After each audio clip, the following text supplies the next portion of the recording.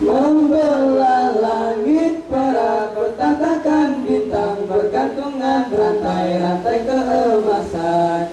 Tiada iblis dan juga setan dapat mendengarkan rahasianya Tuhan. Tabir akhirat disingkapkan, membenarkan apa yang diwahyukan. Dosa pahala dijelaskan, dipamerkan tiap pembalasan.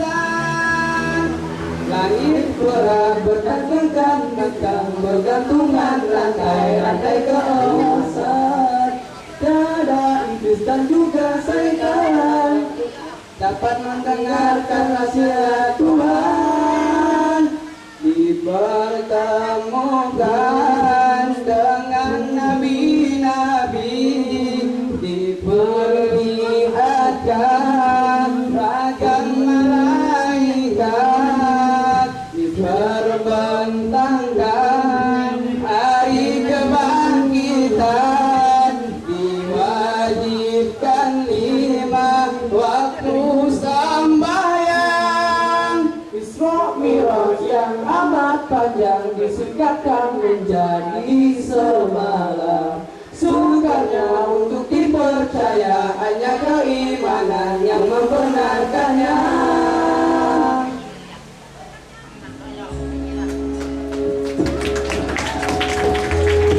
Dalam perjalanan, malaikat Jibril ditemani oleh malaikat Mikail. Dalam perjalanan, malaikat Jibril menemani di sebelah kanan beliau baginda Rasulullah SAW. Sedangkan malaikat Mikail di sebelah kiri beliau. Bayangkan, malaikat Jibril memegang sang kurdi pelana buruk, sedangkan malaikat Mikail memegang tali kendali. Mereka terus melaju mengarungi alam Allah Subhanahu wa Ta'ala yang penuh keajaiban dan hikmah dengan inayah dan rahmatnya. Di tengah perjalanan, mereka berhenti di suatu tempat yang dipenuhi dengan pohon kurma. Lantas malaikat Jibril berkata, turunlah di sini dan sholatlah. Turunlah di sini dan sholatlah. Setelah beliau sholat, malaikat Jibril berkata, tahukah anda wahai Rasulullah, di mana anda sedang sholat saat ini? Tidak, wahai malaikat Jibril.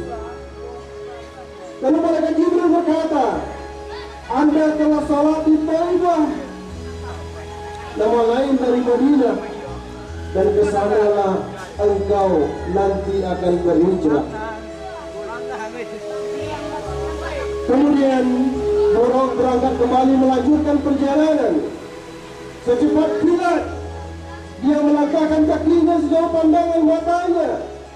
Tiba-tiba malaikat Jibril kembali berseru, berhentilah dan turunlah anda serta sholatlah di tempat ini. Setelah sholat dan kembali ke atas Buruk, malaikat Jibril memberitahukan bahwa beliau sholat di Madian, di sisi pohon di mana dahulunya Nabi Musa alaihissalam bernaung di bawahnya dan beristirahat saat dikejar-kejar tentara Fir'aun.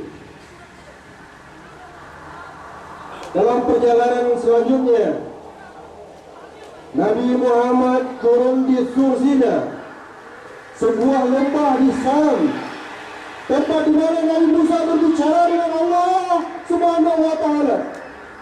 Beliau pun sholat di tempat itu. Kemudian beliau sampai di suatu daerah yang tampak kepada beliau istana Sam. Beliau turun dan sholat di sana. Kemudian malaikat Jibril memberitahukan kepada beliau dan berkata,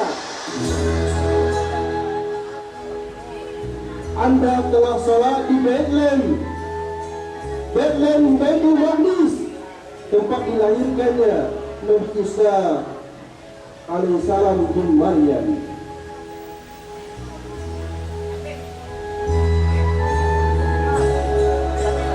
Setelah melanjutkan perjalanan, tiba-tiba beliau melihat Ifrit dari bangsa jin yang mengejar beliau dengan semburan api. Setiap Nabi menoleh melihat Ifrit itu. Kemudian Jibril berkata, "Tidakkah aku ajarkan kepada Anda beberapa kalimat? Jika Anda baca, maka akan memadamkan api dan berbalik kepada wajahnya, lalu dia binasa." Kemudian Jibril alaihissalam memberitahukan doa tersebut kepada baginda Rasulullah SAW. Setelah itu mereka melanjutkan perjalanan sampai akhirnya bertemu dengan satu kaum. Setelah itu mereka melanjutkan perjalanan sampai mereka akhirnya bertemu dengan suatu kaum yang menanam benih pada hari itu dan langsung tumbuh besar, dipanen hari itu juga. Setiap kali dipanen kembali seperti awalnya dan begitu seterusnya. Melihat keanehan ini, Nabi Muhammad SAW bertanya, "Wahai Jibril, siapakah mereka itu? Wahai Jibril, siapakah mereka itu?" Malaikat Jibril pun menjawab, "Mereka adalah para mujahid fi sabilillah, orang yang mati syahid di jalan Allah. Kebaikan mereka dilipat gandakan sampai 700 kali lipat."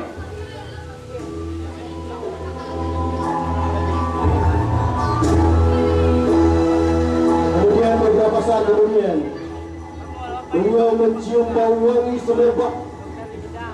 Rasulullah SAW mencium bau wangi semerbak. Lalu beliau bertanya, "Wahai Jibril, bau apakah ini?" "Ini adalah bau wanginya Maisitah," jawab malaikat Jibril alaihissalam. Maisitah adalah tukang sisir anak Fir'aun. Ketika dia melakukan pekerjaannya, tiba-tiba sisirnya terjatuh. Spontan dia mengatakan, "Bismillah, celakalah Fir'aun. Bismillah, celakalah Fir'aun." Mendengar ini anak Fir'aun bertanya, "Apakah kamu memiliki Tuhan selain ayahku? Apakah kamu memiliki Tuhan selain ayahku?" Maisitah menjawab, "Iya, Tuhanku dan Tuhanmu adalah Allah. Tuhanku dan Tuhanmu adalah Allah."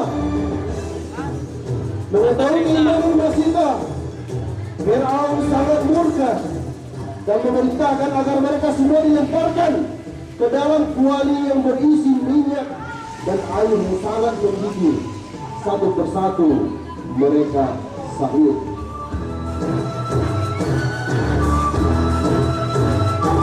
Kemudian di tengah perjalanan, beliau juga bertemu dengan sekelompok kaum yang menghantam batu besar ke kepala mereka sendiri sampai hancur. Setiap kali hancur, kepala yang remuk itu kembali lagi seperti semula, dan begitu seterusnya. Malaikat Jibril berkata menjelaskan bahwa mereka adalah manusia-manusia yang merasa berat untuk melaksanakan kewajiban sholat. Hari Senin tuh Kemudian beliau juga bertemu sekelompok kaum. Di hadapan mereka ada daging yang baik dan sudah rusak. Di hadapan mereka ada daging yang baik dan sudah dimasak. Sementara di sisi lain ada daging mentah lagi busuk. Tetapi ternyata mereka lebih memilih untuk menyantap daging mentah lagi busuk. Saat itu Rasulullah SAW menanyakan perihal ini kepada malaikat Jibril. "Wahai Jibril, apa yang terjadi dengan kaum ini? Lalu mereka Jibril menjawab, mereka adalah manusia-manusia yang sudah mempunyai istri yang halal untuknya, tetapi dia justru berzina, berselingkuh dengan wanita yang hina. Dan begitu pula lah, mereka adalah para wanita yang mempunyai suami yang halal baginya, tapi justru dia mengajak laki-laki lain untuk berzina dengannya. Astagfirullah. Ketika beliau melanjutkan perjalanan, tiba-tiba seorang memanggil beliau dari arah kanan. Wahai Muhammad, aku meminta kepadamu agar kamu melihatku. Wahai Muhammad, lihatlah padaku. Tetapi Rasulullah tidak mempedulikannya. Kemudian Jibril menjelaskan bahwa itu adalah panggilan orang-orang Yahudi. Itu adalah panggilan Yahudi. Seandainya beliau menjawab panggilan itu, maka umat beliau akan menjadi Yahudi. Begitu pula beliau mendapat seruan berupa dari sebelah kiri, yang tidak lain adalah panggilan Nasrani. Sebelah kanan Yahudi dan sebelah kiri adalah panggilan Nasrani. Namun baginda Rasulullah SAW tidak menjawab. Alhamdulillah. Kemudian tiba-tiba muncul di hadapan beliau seorang wanita dengan segala perhiasan di tangannya dan seluruh tubuhnya. Lalu dia berkata, wahai Muhammad, lihatlah padaku. Tetapi Rasulullah tidak menoleh kepadanya. Lalu malaikat Jibril berkata, wahai Nabi, wahai baginda, wahai Rasulullah, itu adalah dunia. Seandainya Anda menjawab panggilan tersebut, maka umatmu akan lebih memilih dunia daripada akhirat.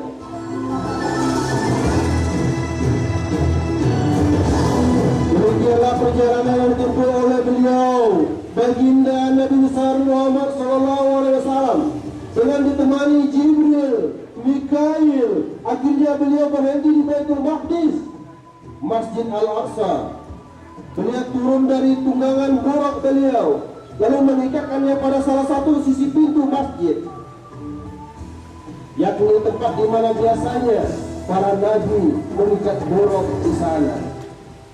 Kemudian beliau masuk ke dalam masjid bersama malaikat Jibril alaihissalam. Masing-masing sholat 2 rakaat. Setelah itu sekejap mata, tiba-tiba masjid sudah penuh dengan sekelompok manusia. Ternyata mereka adalah para nabi yang diutus oleh Allah sebelum Rasulullah SAW. Kemudian dikumandangkan azan dan iqamah. Lantas mereka berdiri bersam-sam menunggu siapakah yang akan mengimami mereka.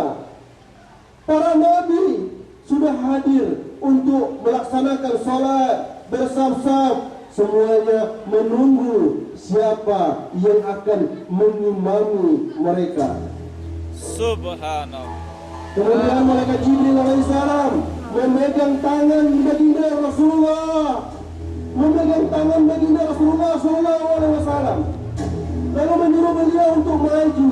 Kemudian mereka semua sholat 2 rakaat dengan Rasulullah SAW sebagai imamnya. Rasulullah SAW sebagai imamnya, imam para nabi dan rasul.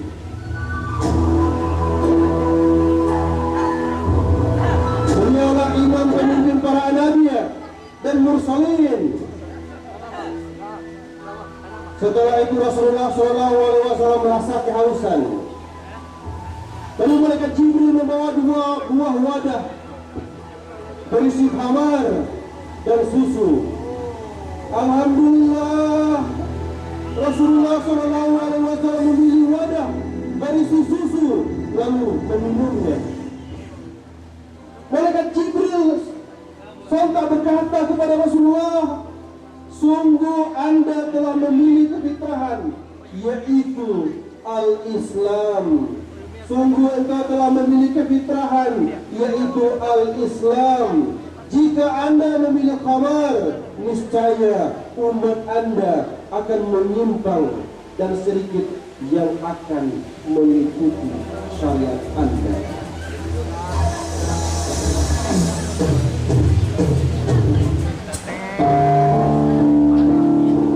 Sebuah puisi hati tentang aroma keimanan yang mengajari kepercayaan terhadap seseorang.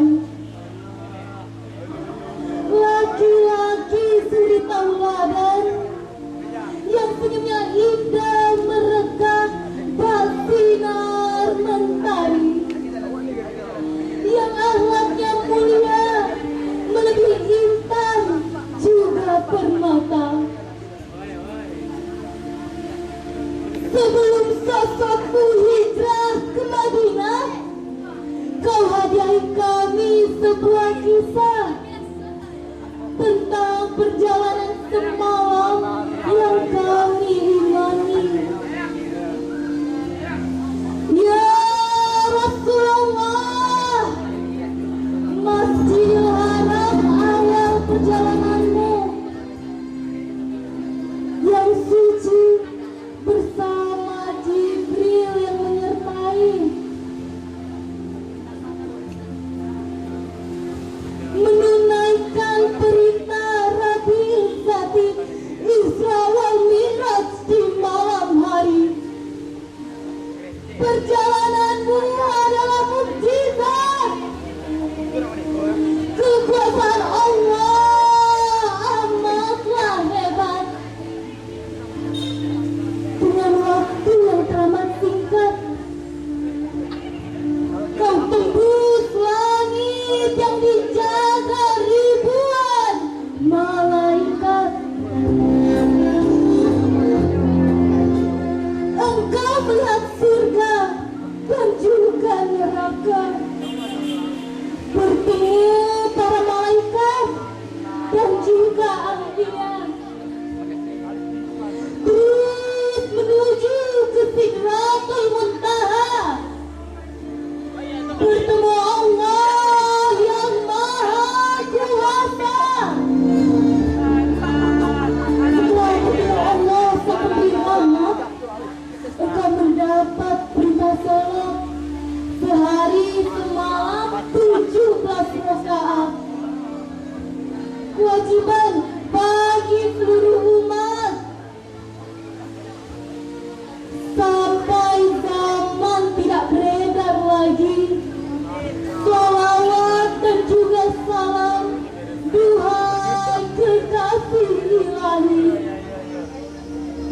Satu malam perjalanan suci kau lampaui, mati segala akal memikirkan.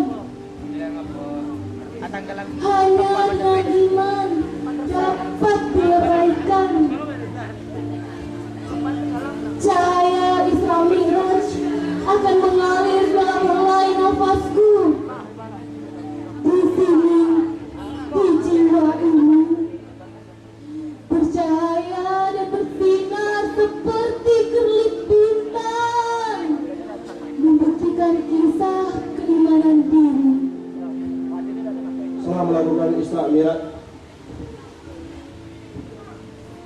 Setelah melakukan Isra Mi'raj, dari Mekah Al-Mukarramah sampai ke Masjidil Aqsa, Baitul Maqdis, kemudian beliau disertai malaikat Jibril alaihissalam untuk siap melakukan Mi'raj, yakni naik menembus berlapis langit ciptaan Allah yang Maha Kuasa.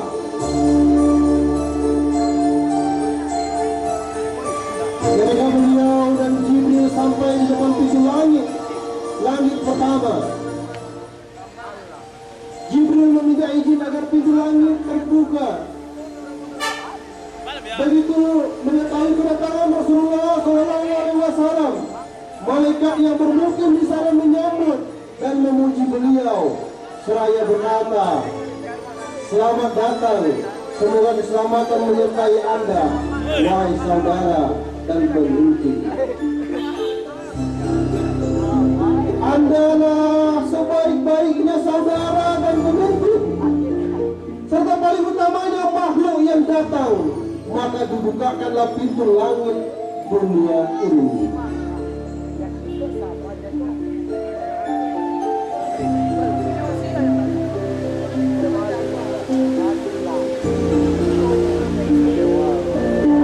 Setelah beliau memasuki pintu langit pertama, beliau bertemu dengan Nabi Adam alaihissalam dengan bentuk dan postur sebagaimana pertama kali Allah Subhanahu wa taala menciptakan Nabi Adam. Nabi Muhammad SAW bersalam kepadanya. Nabi Adam menjawab salam beliau seraya berkata, "Selamat datang wahai anakku yang soleh dan Nabi yang soleh." Di kedua sisi Nabi Adam terdapat dua kelompok. Jika melihat ke arah kanan, beliau tersenyum dan berseri-seri. Tetapi jika memandang kelompok di sebelah kirinya, beliau menangis dan bersedih. Kemudian malaikat Jibril alaihissalam menjelaskan kepada Rasulullah SAW bahwa sekelompok di sebelah kanan Nabi Adam adalah anak-anak cucunya yang bakal menjadi penghuni surga, sedangkan yang sebelah kirinya adalah penghuni neraka. Kemudian beliau beranjak sejenak dan tampak di hadapan beliau suatu kaum dengan perut membesar seperti rumah yang penuh dengan ular-ular, dan isi perut itu dapat dilihat dari luar sehingga mereka sendiri tidak mampu membawa perutnya yang sebesar itu. Mereka adalah manusia yang suka memakan riba.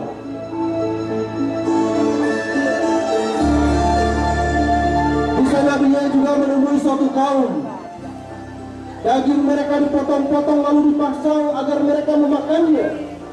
Lalu dikatakan kepada mereka, "Makanlah daging ini sebagaimana kamu memakan daging saudara-saudaramu di dunia," yakni bergunjing atau berriba.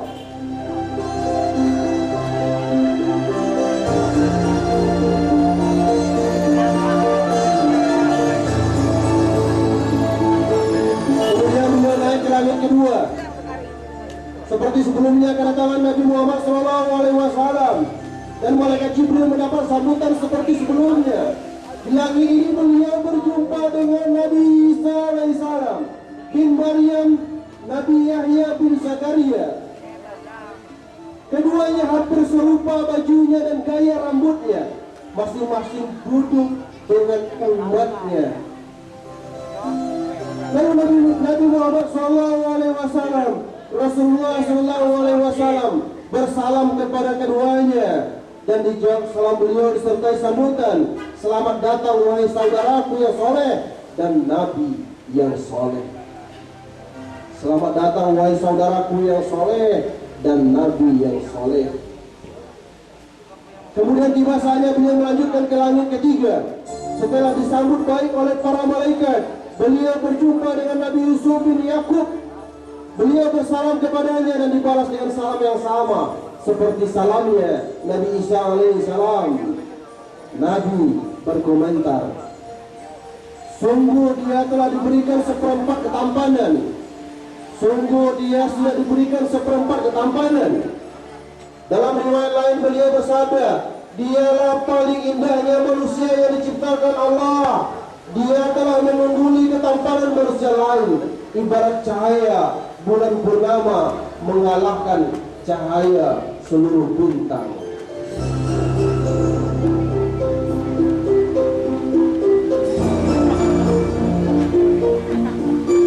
Ketika tiba di langit keempat, beliau berjumpa dengan Nabi Idris alaihissalam. Kembali beliau mendapatkan jawaban salam dan doa yang sama seperti nabi sebelumnya. Langit kelima beliau berjumpa dengan Nabi Harun bin Imran alaihissalam. Separuh janggutnya hitam dan separuhnya lagi putih karena uban, lebat dan panjang. Di sekitar Nabi Harun tampak umatnya sedang kusuk mendengarkan pituah dan ceramah yang disampaikan oleh Nabi Harun alaihissalam.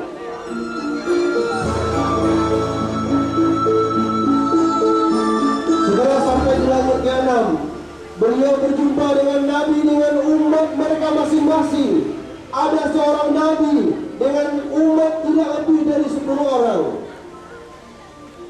Ada lagi dengan umat di atas itu. Bahkan ada lagi seorang Nabi yang tidak ada pengikutnya.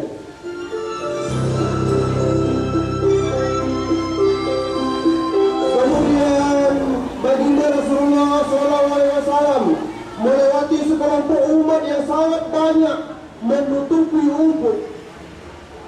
Melewati umat yang sangat banyak menutupi ufuk. Ternyata mereka adalah Nabi Musa alaihissalam dan kaumnya. Kemudian beliau Rasulullah SAW diperintah agar mengangkat kepala beliau yang mulia. Tiba-tiba beliau tertegun dan kagum karena pandangan beliau tertuju pada kelompok umat yang sangat banyak, menutupi seluruh dari segala sisi. Lalu ada